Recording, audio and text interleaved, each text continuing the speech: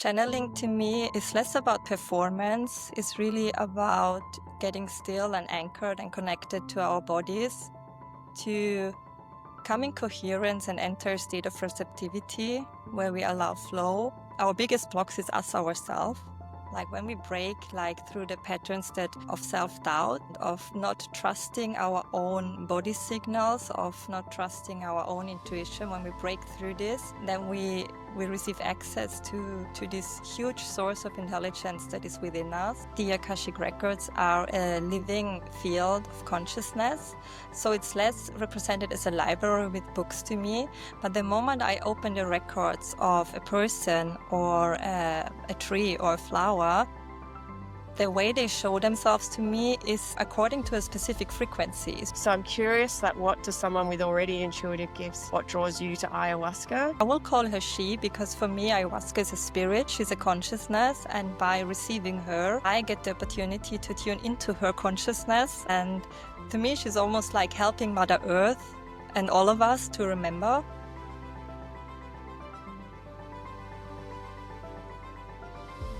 Hi, I'm Genevieve, and this is the very first episode of the New Earth Frequency podcast. And I'm here with Sheila Kalenda. She's in Ibiza right now. She's Austrian. She's been there for about 3 years, and she's become quite well known in the healing circles of Ibiza for her gifts in channeling, in energy work, and in Akashic record reading. So we're here today to learn all about Sheila, what she does, how she does it, and how we might be able to learn how to do it too. Hi, Sheila. Hi, Jen. Thank you so much for inviting me. Thank you so much for being our very first guest on the podcast. How are you feeling today? I'm feeling great. It's very exciting to be here. We're having a little storm coming in Ibiza, so a lot of movement. So Sheila, we'd just love you to share some of your story, like where you grew up and when you started to discover that you had these extrasensory gifts.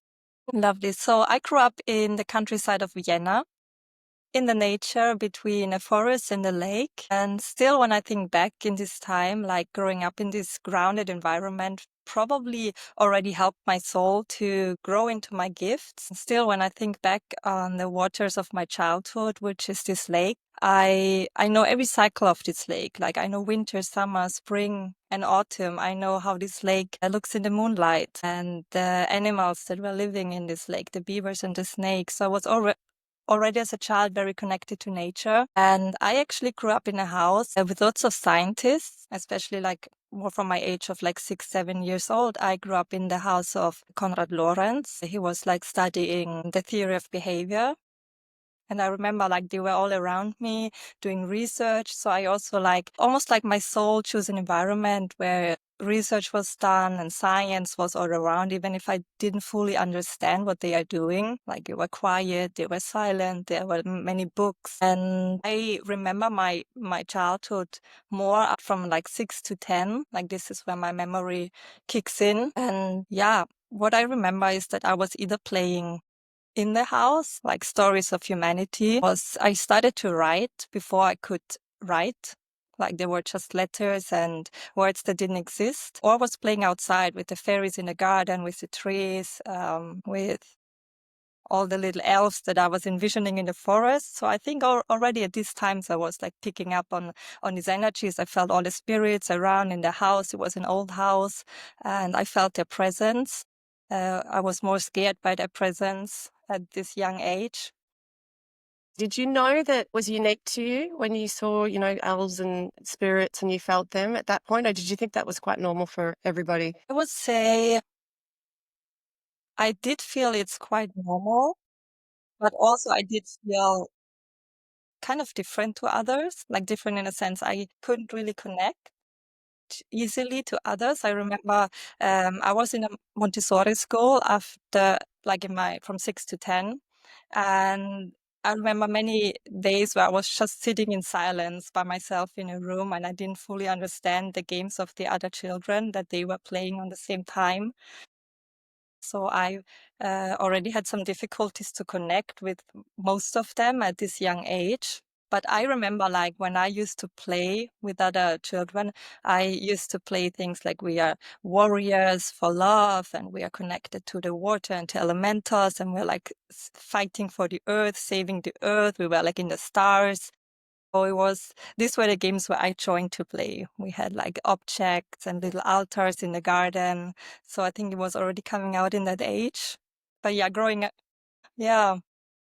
So thinking back, it definitely shaped my childhood already. But I also like probably disassociated in these realms when I was young. When I was hypersensitive, I only realized like mid of my 20s that this is existing, like hypersensitivity or heightened awareness. And then I also discovered that I probably was often disassociating in these realms because I was overwhelmed by my surroundings. I would say when I started getting more aware, I was definitely at the end of my 20s. I remember like that I already got told by some of my very young teachers. I was already in my teenage years drawn to neuroscience, quantum physics, shamanism, and energy work. So I already went into sessions and started talking with channels at this young age without knowing they are channels, and did some quantum healing techniques very young. But and they told me you're highly intuitive, and they were starting speaking about these terms, but I had no idea what they're talking about until I was basically end of my 20s. And then it started dropping what my intuition actually is, how I can access. And I started studying in myself and with others. You consider yourself a channel, or at least that's how other people have described you. And it can mean a lot of things, channeling. What does it mean to you?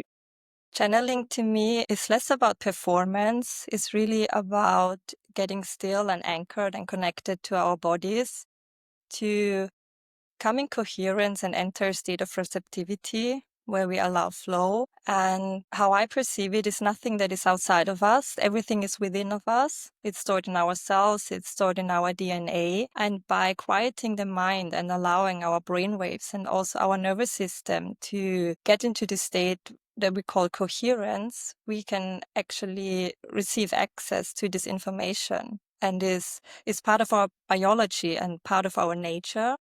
And so to me, we are all channels, something that we can unlock within us. And to me personal, it also has a lot to do with embodiment. We are here on this earth to embody.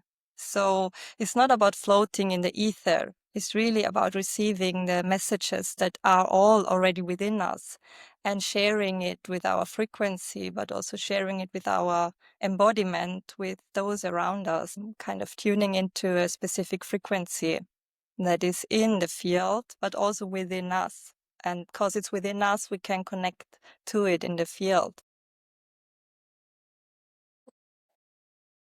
It's also with purification. Like the less we are within us distorted, the purer our channel is, and the easier it gets for us to connect to this information.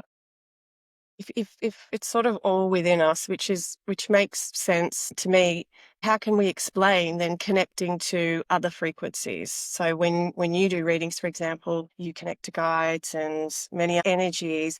How do you know that's not just part of your imagination? Because imagination can be wild. Or is it kind of, in a way, all part of our own consciousness? So I remember when I was young and my teacher started speaking about guides and guidance, my higher self, or like ascended masters, archangels. I was envisioning them as forces being outside of me. Then dropping into this work and starting to feel the frequency, I more and more felt that they are within us. So for me, it's nothing external. It's like all these guides, we call them, are representations of our own divinity.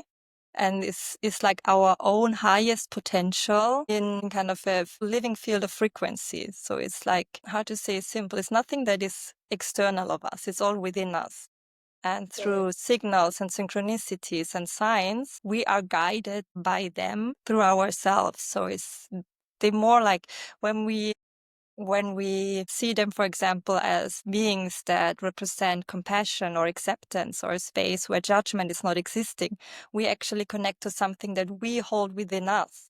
So by connecting to them, we connect deeper with aspects of ourselves that are part of our higher potential. Then we, through the connection, through the also repetitive fostering the connection with them, can learn to embody. We basically tune into a field of frequency that is within us, that is in our cellular memory, in our DNA memory, that helps us on our path and helps us to grow.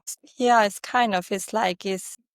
fields of consciousness. It's fields of consciousness that are around us and within us. It's like this saying, as within, so without, as above, so below. So by resonance, we connect to them. So there is specific, as we want to say, guides that I know work with me.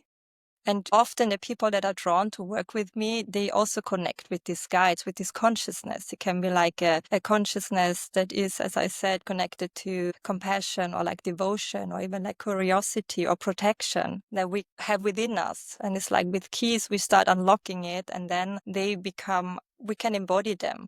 I can embody my guides. I can tune into their energy and learn from them and ask for guidance, which all comes out of myself at the end. Could you explain what the Akashic Records is? And because so many channelers speak about it and access this frequency, and I'd love to know how you describe it and how you access that. So to me, how I perceive it, also in the readings, the Akashic Records are a living field of consciousness. So it's less represented as a library with books to me. But the moment I open the records of a person or a tree or a flower, the way they show themselves to me is according to a specific frequency. It's really like I'm tuning into the essence of the person in front of me. And they usually give me an image or sensations or words or everything all together, from colors to symbols to like archetypes that are part of this field of consciousness of this person. So sometimes I see white marble temples, streams of water or fountains or like butterflies, flowers. And it really gives me already like a sense of the essence. So it's a living field of remembrance where everything is stored and remembered for us to remember. It's like to remember our own divinity, our own uniqueness. Each person's Akashic Records is totally different. So I would use the words this person resonates with and understands. I would use symbols and visions this person feels in their heart that are resonating with them. So it's also a moment of resonance with each other and a moment of receiving each other. If I would go like physical, to me it feels like that the records are almost stored in our cells. Our cells hold information, hold water, and it's like in our DNA, in our cells, where the records are connected to. And often we say our bodies are way older than we are, and our bodies hold intelligence.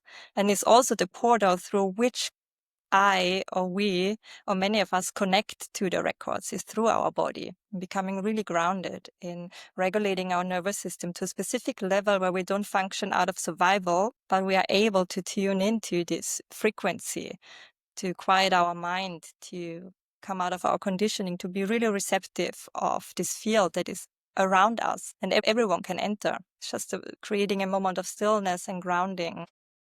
When we did our Akashic Record reading, you talked about sort of past lives. Are you tapping into, because everything's here and now, so it's technically existing now, are you tapping into what's relevant for that person? Because if we've lived infinite lives, then obviously there's no way to cover infinite lives in a reading. But what comes through in a reading, do you feel is what's relevant for that person? Yeah, definitely. I feel whatever this person is ready to receive in the moment, because I get the honor to tap into this person's field. So I become the channel. I deliver the messages, and it's not about me anymore. And I can share about this in a little moment, how I make the distinction. And it's always the information coming through that is relevant in this moment. Like in the records, there's all possibilities, there's all timelines, there's all our past lives, all our future lives. Time is not existing and is not linear. And there's all about our lineages and all memory, not only about us, but basically since beginning of time, of the universe, of all that we are connected to. And I trust, and I also experience that is always the information that is relevant in that moment. Yeah, I mean, that certainly was for me, and it was extremely emotional and beautiful. If you were to have a menu of services, if that's possible, no, you can't fit everything into a box. What do you actually like? What's your sessions that you offer? I'm mainly focused on channeling. which feels the most natural to me because it is our nature. And I work a lot with embodiment. So embodying this gift we all carry, remembering our own divinity. And I use tools like channeling from the Akashic Records. Like I'm offering readings, very detailed, like long readings. And I also work with the body. Because when the moment I realized we have implicit memory, our cells store memory, we store trauma. I was searching for tools to share. So I'm sharing activations, especially DNA and blueprint activations, which also help us to remember, but also clear our whole system, clear blockages, and open us to our own channel and our power.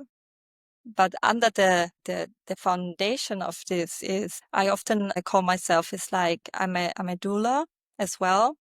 So it's kind of like being a midwife, being a doula for new versions of ourselves or for projects that want to be birthed, for new chapters or like even to close chapters. So the doula in me currently is not delivering babies, but is delivering ourselves to us, like creating these moments of meeting ourselves. I do work with small groups as well occasionally. Yeah, this is currently my main focus. Is there a recurring theme that you see in people, maybe where you see blockages? I think one of our biggest blocks that I experienced in my work is really that we are like our biggest blocks is us ourselves. Like when we break like through the patterns that of self-doubt, of not trusting our own body signals, of not trusting our own intuition, when we break through this, then we receive access to this huge source of intelligence that is within us. So I would say this like self-doubt is one of the biggest blocks, but also like a wounding of unworthiness. It's like this one is related to so many other themes of our life, of scarcity and our love life, our professional life, and how we treat actually our body, our vessel, that in the end helps us to channel and embody this human experience. And also the moment we start healing our wound of unworthiness, it often comes with establishing a sense of really belonging here, of really owing our birthrights, of really connecting with Mother Earth, with this mother planet, of really starting to build a relationship with her that often goes through our body, through like loving our body. So it's a big part of my work is like this remembrance of self-love and self-worth and really learning to take care of us and holding ourselves worthy to do that and to prioritize ourselves for the collect, not in an egotistical way, that then opens the door to connect with the earth. Because you don't get taught that in school. At least there was nothing like that taught in my school and my generation. And actually, I'm very conscious. I have a 3-year-old daughter. I'm extremely conscious of what I'm teaching her about her body. I'm always teaching self-love and belief. But I have to be very careful because I don't want to spook her out with some things. So she'll ask me the same question for 3 weeks otherwise. I really relate to the lack of self-worth, the inner critic. I am super critical of myself. I've always had that voice that it's not good enough, or you're going to get fired, or all of the above. I'm not smart enough on this, etc., etc. And I know it's debilitating, and I think this is a really common thing in a lot of people. So you said some really amazing things on how to integrate and, I guess, start to heal that critic. And it's not about pushing the critic away. It's about integrating it. And you had a really great visualization or practice that would be awesome for you to share on how to do that, on how to integrate the critic. And this is obviously just one example. Me personally, I know the critic also very well. I used to have a very strong perfectionist and inner critic. I was standing in my own way for many years because of that. And these techniques, others are using it as well. But I remember I remember when I kind of discovered it from within. As I say, all this wisdom is within us. So I was having another moment where I was facing some challenges, realizing how hard I'm on myself and how I block the energy and how I block my abundance. And so many emotions were present in me at the same time. Like I was having compassion for myself. I was feeling the inner critic that didn't have compassion. So what I did actually is I started sitting down and inviting all these versions that I felt to appear in front of me. I would say in front of my third eye or in front of my closed eyes. And I took time, like I was breathing, and I took time to envision them. I was envisioning in this moment my compassionate version, like kind of a Mother Mary embodied consciousness who was detached from all the stories and was just loving presence and acceptance, like very motherly energy. And on the same time, on the other side, I was having my inner critic that did everything this version of myself needed to do to protect me. I realized it by looking at her, like how stressed she was, how dense she was, how she really like used all her energy to to prepare a way for me that she thought is the right one. And I tuned into these energies. I embodied these versions to connect with them. So I created a moment of connection with myself, with different versions. And by looking at these inner critics, first I started feeling angry at this inner critic. So I looked into my anger and I started to understand my anger, what her intention actually is, why she's angry. She's angry because of love. And the compassionate one, love is compassionate because of love. And even the inner critic, in a, for me, not understandable way, is acting that way because of love. So what I did is I didn't repel this inner critic, but I invited this version into my heart with all the others.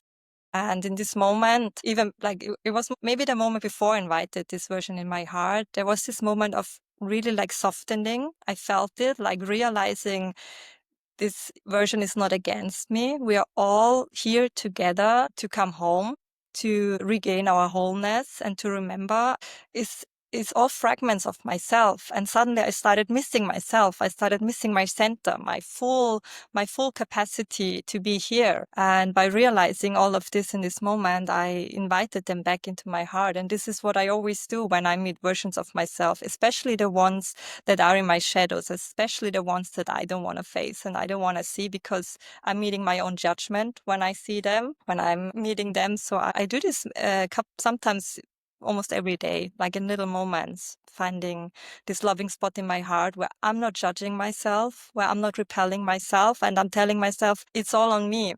Like I have to be the one doing it. It's like no one is going to come to save them. It's me inviting them back in my home. And I remember already very young, like when I started doing, like when, if you want to say this fragments work or parts work, without really understanding what it is, I created an inner sanctuary within me. I just called it my inner sanctuary. And I was sitting in circle with different parts of myself, inviting them into the sanctuary to be there together. And sometimes I took time to just dream into the sanctuary to check if everyone is okay, how they're doing with each other, how the compassionate one is with the critic one. So I did this many times, not just only one time, to build connection with myself. Yeah, no, for me, I practiced that, and for me, I really found that very healing. And obviously it's not something you do once, but just to kind of go, okay, instead of trying to resist that voice, and let's use the example of one fragment of myself, the critic, to try and say, okay, let me hear you, let me love you. Okay, you're trying to protect me. Why? What are you scared of? Scared of being let down. So you're trying to protect me to not be let down. Okay. And then that was a real aha moment for me. And I've heard many years ago, a medical intuitive, Caroline Mace, talk about that. Every day you are losing in a way your energy when you've got fragmented versions of yourself. And she often talked about the same thing, like bringing it back to have your integrated self. So I really love that. And speaking of integration, you mentioned as well, when you do these sessions, you activate, for example, with the Akashic record reading, with me, you needed to sort of ask for permission.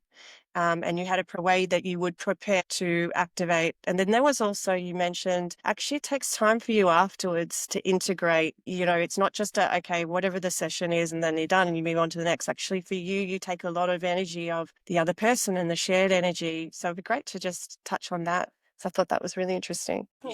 Yeah, great. I love integration because it's a part many of us tend to forget when we do any spiritual work or any work of therapy or even like our daily life. We tend to be fast. Many things are happening. We're easily overstimulated. We think of like all the amount of information we receive during a day, all the conversations we have, all the food we eat, all the memories that we have not even talking about our subconscious. So integration is a big part of our life, especially when we do any sort of like self-work or activations, ceremonies, readings, or whatever other form we choose that we resonate with. So for me, the main part of integration is learning to get still, to listen to our bodies, to ground everything that is related to nervous system regulation. Also to establish this awareness of what is mine, what energies have I picked up from my surroundings, and clearing them out of my system, to be in my power, to not forget my own divinity, to keep my channel,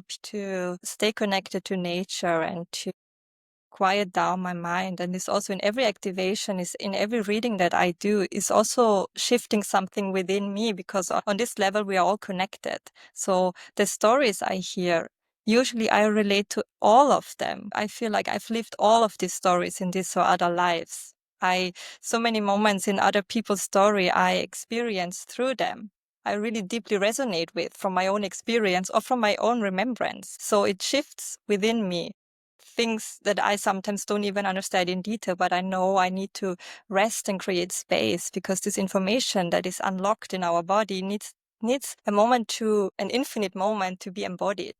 It's like this creating space, stretching, almost like I'm envisioning like stretching my cells, getting like quiet enough, feeling where my body needs to rest, and allowing this rest, and laying down and going with cycles, like with active cycles and with more passive cycles, where I know I did a lot of work, is I can allow myself to take some days off or to focus on resting and be less social in these times. It's really about listening to your body and to your needs in a moment, and practicing this to be receptive enough to your own inner signals, because they will tell you. Yeah, it's something that if you're very busy, living a fast life, it's very hard sometimes to slow down and listen to yourself and to your body. But I think more and more of us are now, especially tuning into the messages we receive from our body, realizing it's not just a sack of bones and flesh, it's actually an intelligence system that's we're in a symbiotic relationship with. And I'm certainly no expert, but I'm practicing listening more, trying to listen more, and then practicing then taking the advice that I'm getting or the requests, which I don't always do. But you mentioned before about purification, and this kind of brings me on to the question around how can we learn to open up our consciousness so that we may receive guidance and information, whether that's with our body or other energies or past lives or whatever it is that we might want to tap into. I mean, there's channels that also connect with ETs. How can we start to receive, and you mentioned purification as well.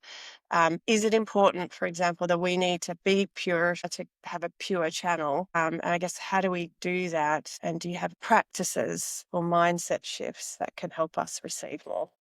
Yeah, so to me, or to many of also my colleagues, purification is a big part of the channeling. And it's about, what I mean with purification is establishing harmony and balance within, to easier able to stay in our center in those moments where we want to channel, where we want to receive messages. But it's also like an aspect to clear out our distortion, our own judgment. Like in our energetic bodies, distortion and judgment is where the energy blocks, where the flow is not guaranteed, where the clarity is lacking. And if we are not experienced channels, we might even bring some of this distortion into our work. So whenever it doesn't really happen to me, because I had a lot of preparation before I felt ready to really like start channeling. I did lots of other work before that, but I know immediately, like, I feel how the flow blocks when judgment would come in, or like I'm very careful with the language I use. I used to speak slow and aware, because every word carries frequency, and I don't want to put any words in readings that are of low frequency. And I also know, like, the guides, they don't allow me to even speak specific words. They don't want them in the reading, because it would create already distortion or judgment. And it's also like those that experience their reading or reading with me, they know the space is neutral. There is no judgment. There is no shame or guilt or blame. It's neutral stories that we receive. So this is, for me, it's like continuously working on finding those spots within me, those hidden spots like that are in the shadow, where I'm wearing a mask in front of myself to clear out distortion, to clear out the blocks, and to find my own judgment. And I find new ones daily, where I'm reminded of where I'm still holding judgment, or where I meet judgment mirrored by another person, which also reflects back to me. So I start doing this parts work again. I envision them in front of me. It's like this is big part of my purification, like this practice I explained earlier. But there's also like other techniques.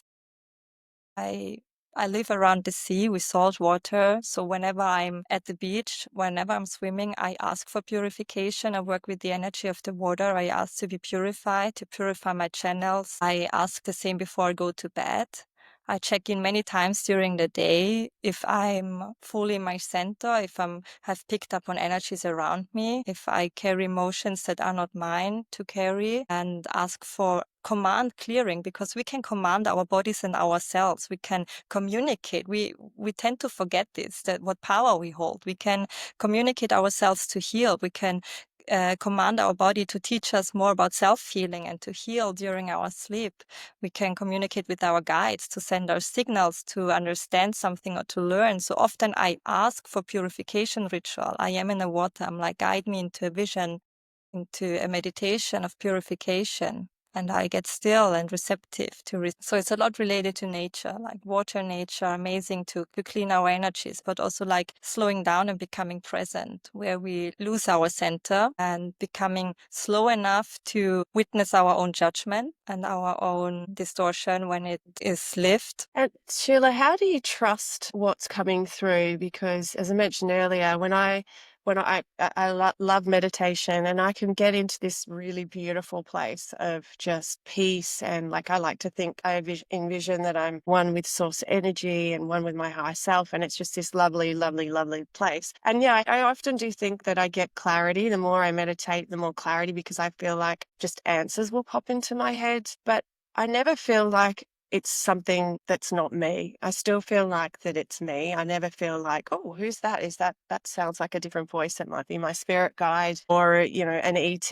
And again, I ask the question, does it matter if it's something that's helpful? Maybe not. But for those that really do want to connect with guides or the energy of their guides and the energy of the Galactic Federation, how do we trust? Because, they say, or I've heard channelers say, that doubt is kind of what gets in the way. But then if you just accept all your streams of consciousness as truth, then you can see that can be extremely confusing.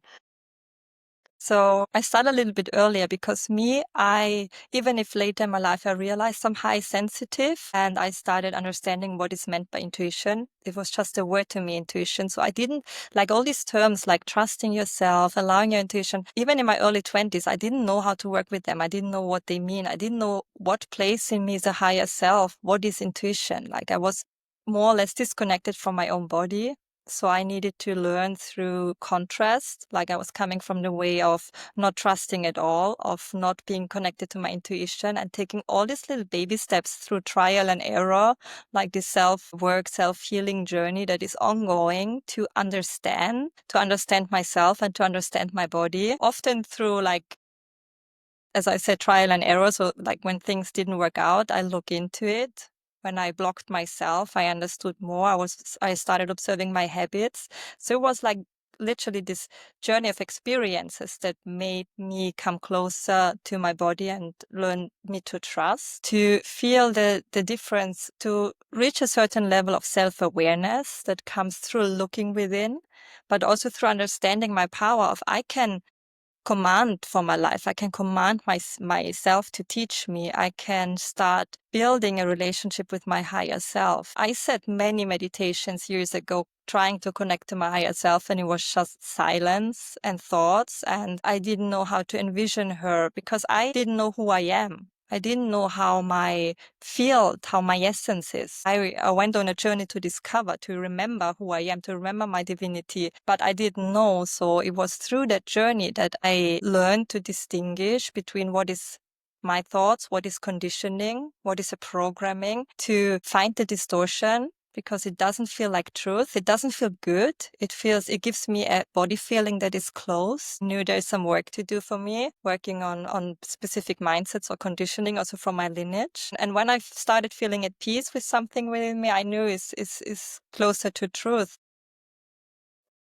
Parts of it was that, but also like practicing. I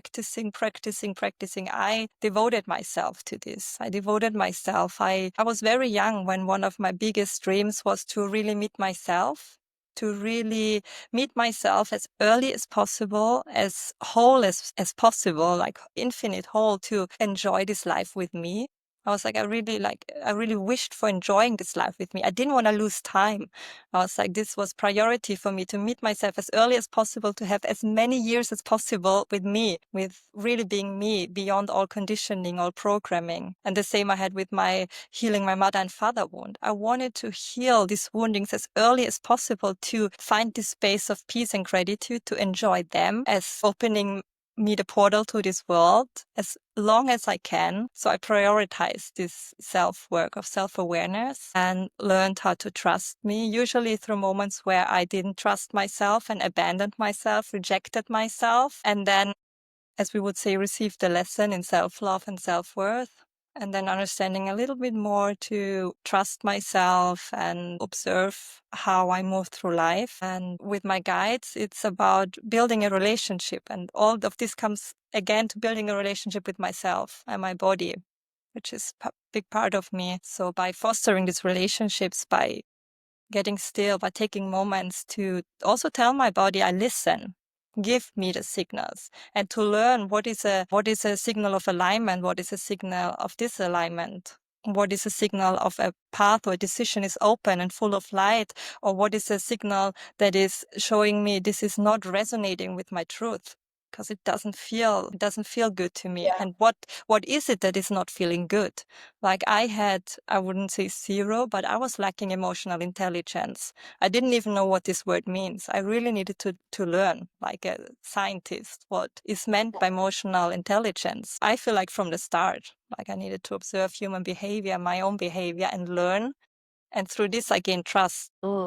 Yeah, and it's something that, we're not taught this in school, and I really hope that, and I'm sure there are already schools that exist out there where they're teaching kids to, quieten their mind and to go inwards and to build that relationship with their inner self, because it's something that, I kind of have had to kind of teach myself, and, and I fall off the wagon plenty of times, but as I've got older, more and more, I am listening, and I will get a message, and sometimes the message will not make sense, and I don't know if it's just a random stream of consciousness, but I'll go, I'm going to just trust that just on face value. And sometimes I know, hey, that was the right decision. I didn't realize at the time. And other times I won't know because I don't know what the opposite of that decision might have been. But I think I'm practicing that, strengthening that muscle of and that relationship. But, for me, I feel I've probably got a long way to go.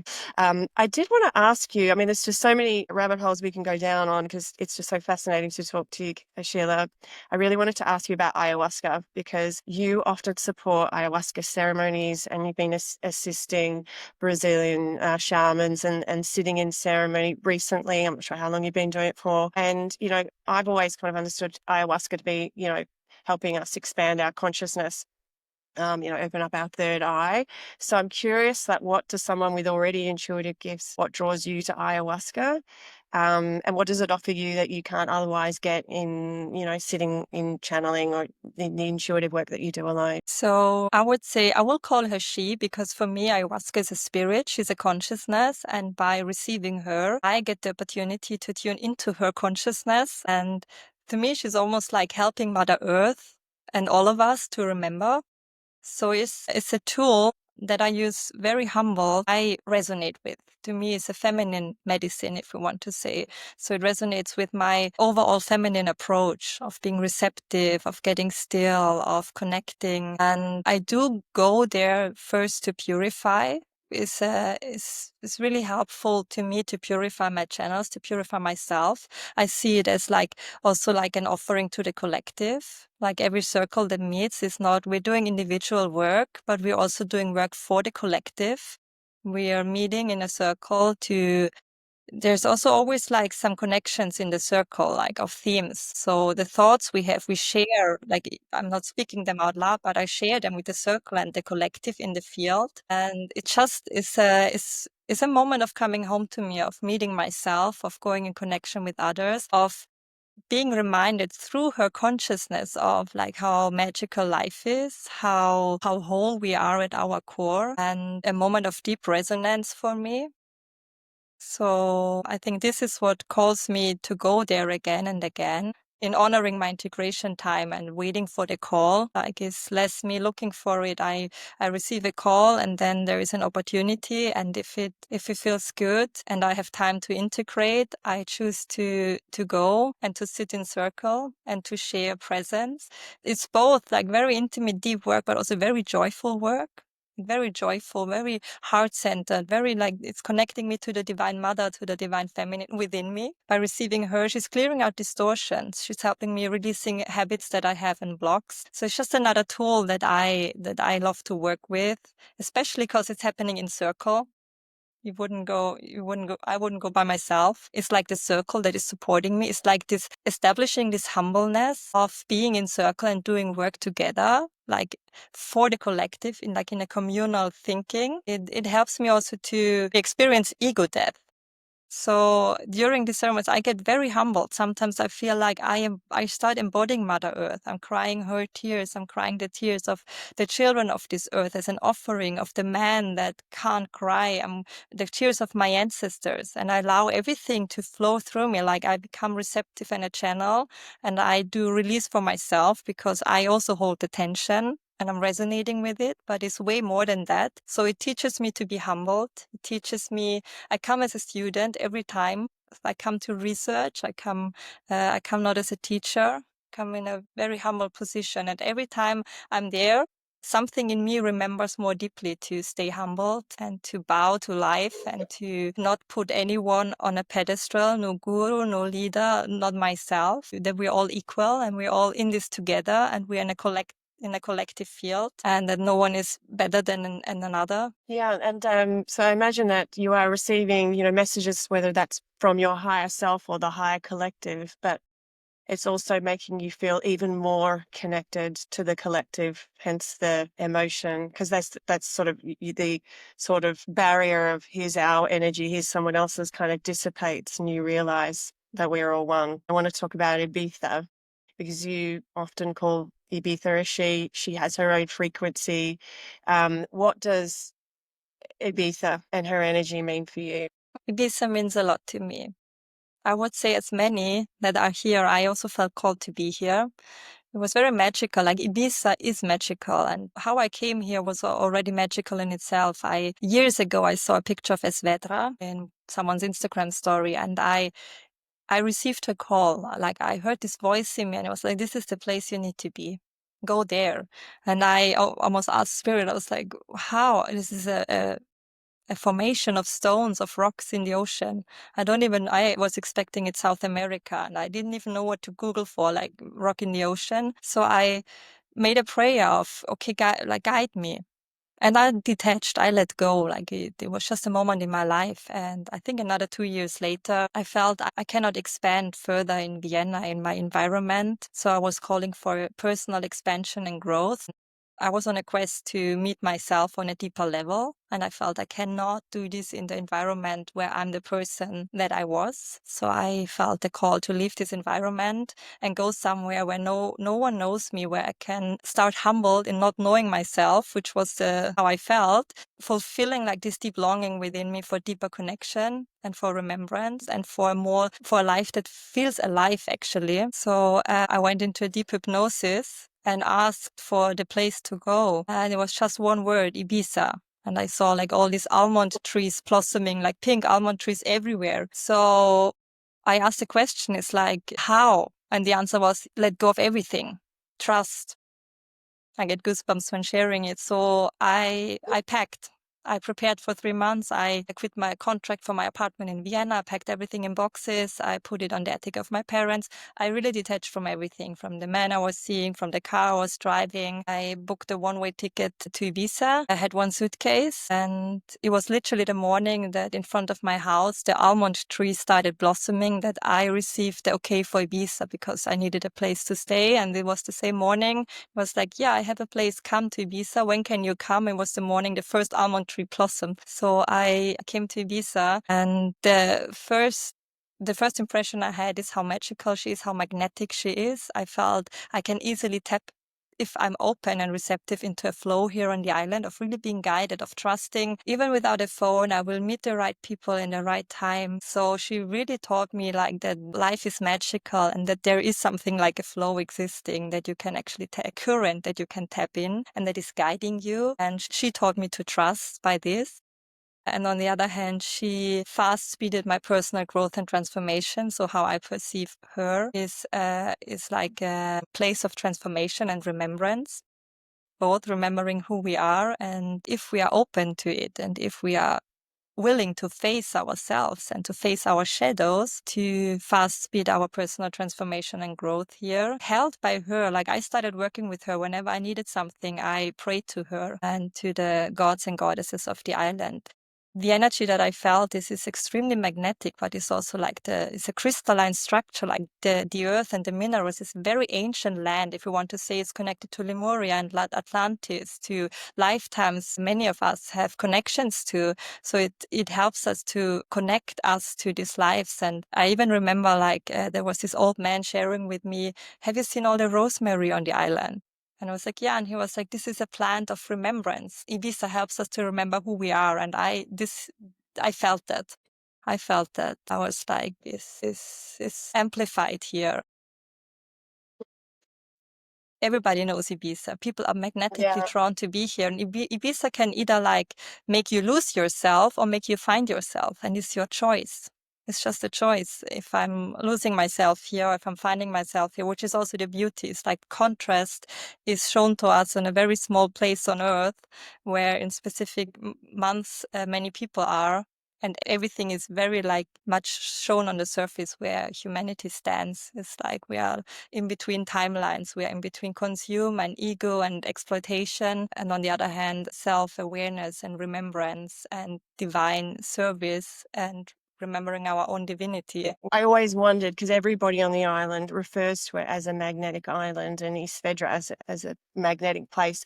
And they talk about ley lines. And actually, I mean, according to, I did a ChatGPT search, and it was saying there actually is no scientific evidence of the ley lines. So I was curious for someone like you to hear your perspective, because you go to Ibiza and everybody would say it's magnetic, it's magical. And I wonder, is that just because it's incredibly beautiful and it attracts people with very, very high vibration, or when they're on the island of Ibiza, they're of very high vibration because it's just so beautiful? And is that why it feels magnetic? Or is this there's more to it? And I think you've covered that, which I love. She's definitely got a special place in my heart and for many others. And we talked about the other day about when you tune into Ibiza, if you were to tune into her now,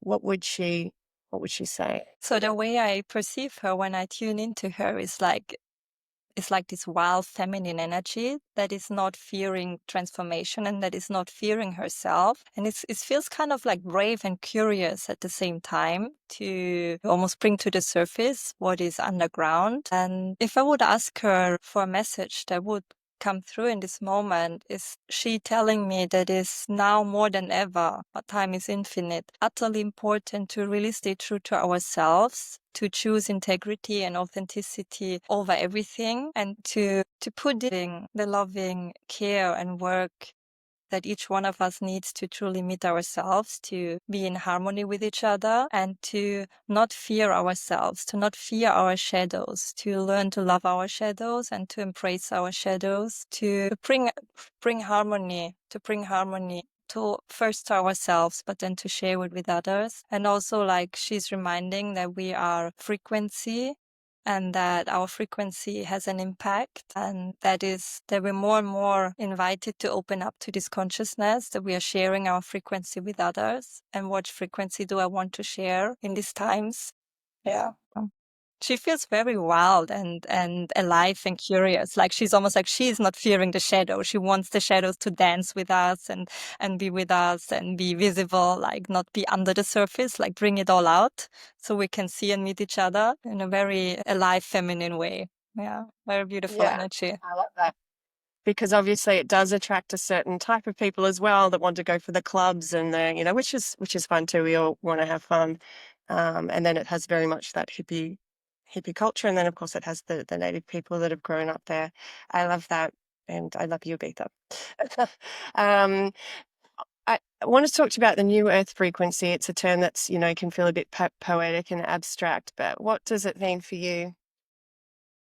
Well, where to start? So to me, New Earth is a field of frequency. It's something that we establish within us, like a shift that is happening within us in attuning to specific frequencies and then sharing this with the world. So it's nothing that is happening around us.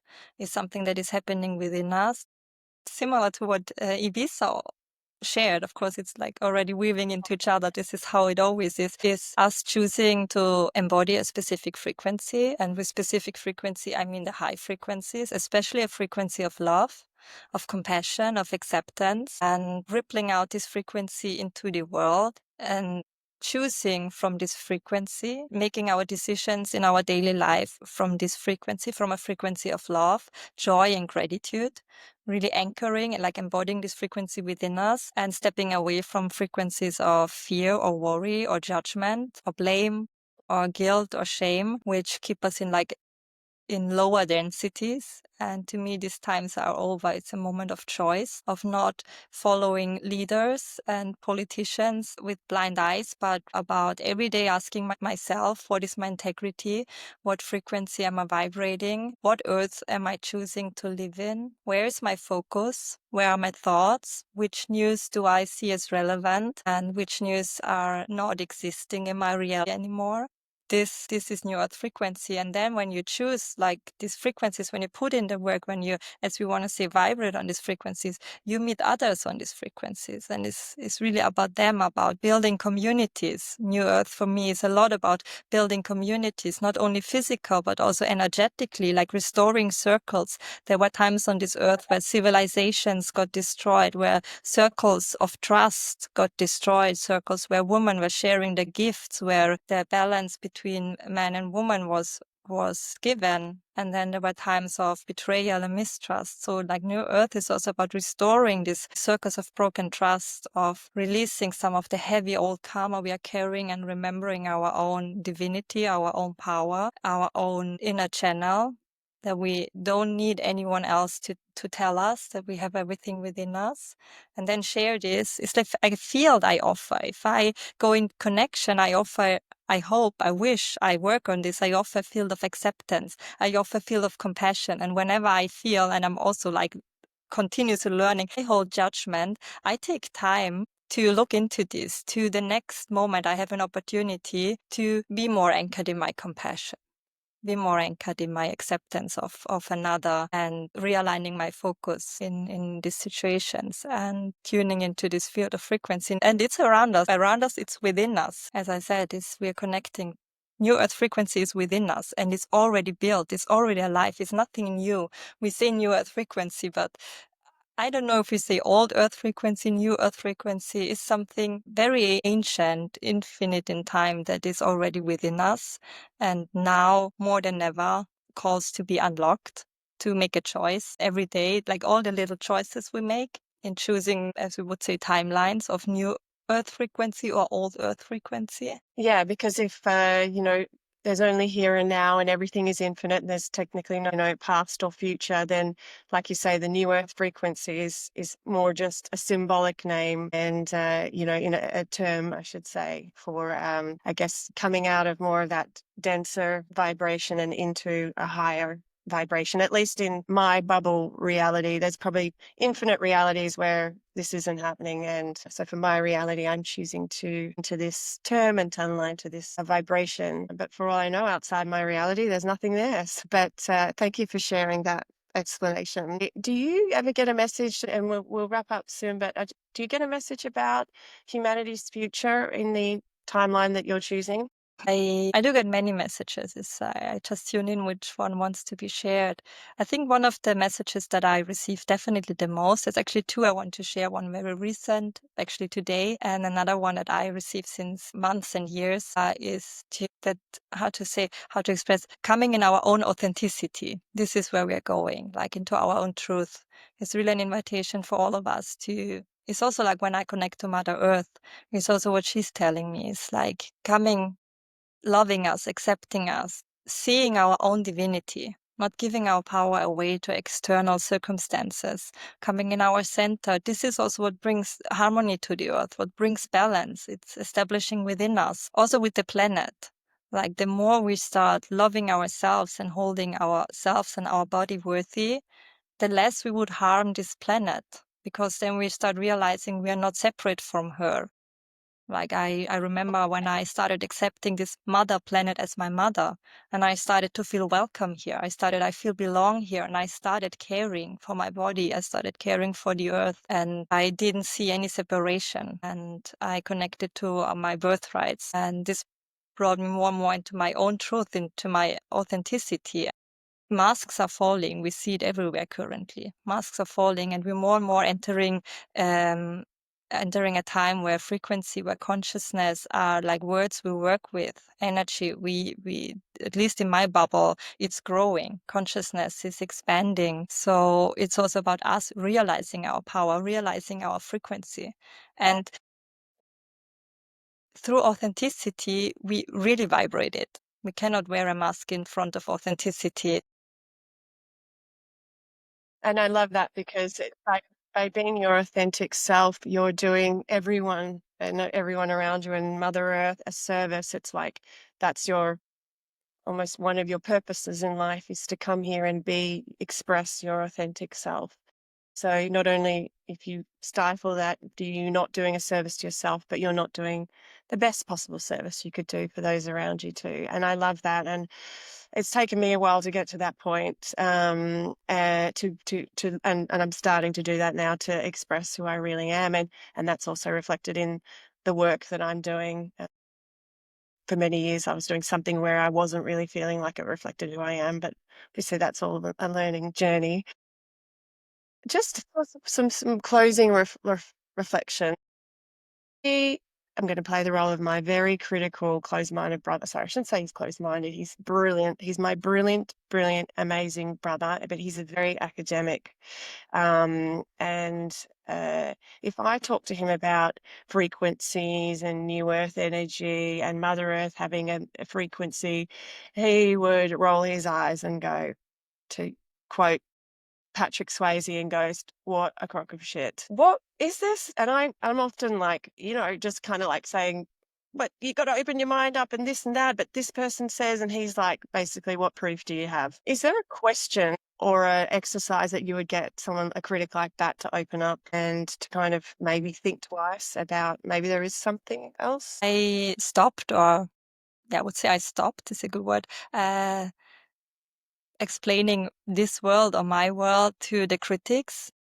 I stopped losing my energy in explanation and in trying them to understand something. Rather, I would say I'm accepting each one's soul's evolution, their individuality. I accept them where they are, and if I want to connect with them, I connect with them on their level in topics and languages that both of us speak with. Use my precious energy to connect to those that are not connecting to me on that level. I'd rather focus on speaking my truth, which already is sometimes not easy in itself, like really speaking up our truth. So those that vibrate on this level can actually hear me. Of like many years, I was like in between. I wanted to be understood. I wanted to be seen, especially by those rejecting me, by those not seeing me. It was like this inner urge to be loved, to be seen, to be received.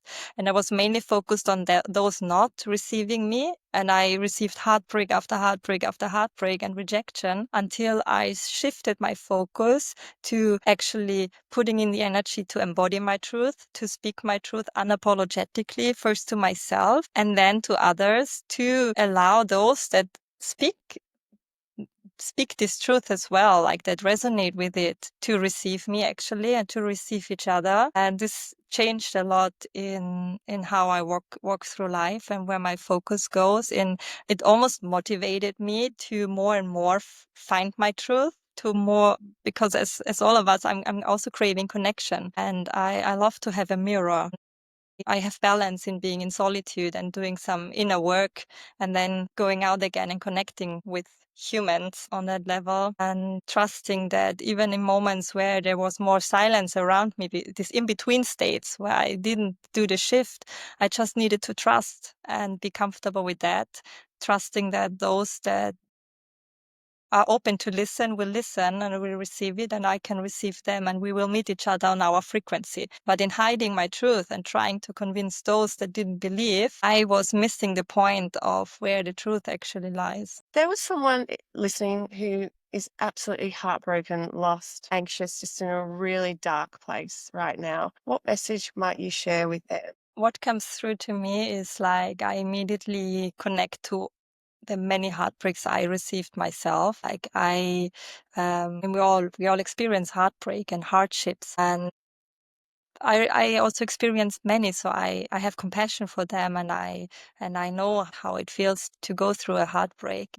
But also, this is exactly what was breaking me open to myself. All these moments are moments of invitation, of coming into our heart, of connecting with ourselves, of giving us exactly what we needed from others. We outsourced from ourselves and seeing it as opportunities to teach ourselves to love ourselves more. And I once asked this question of like, why is my heart breaking so many times? Like, why am I having such difficulties, especially in relationships, which are our biggest teachers, and in friendships and like in all kind of connections? And why is my heart breaking so much? And the answer I received is because you carry an open heart.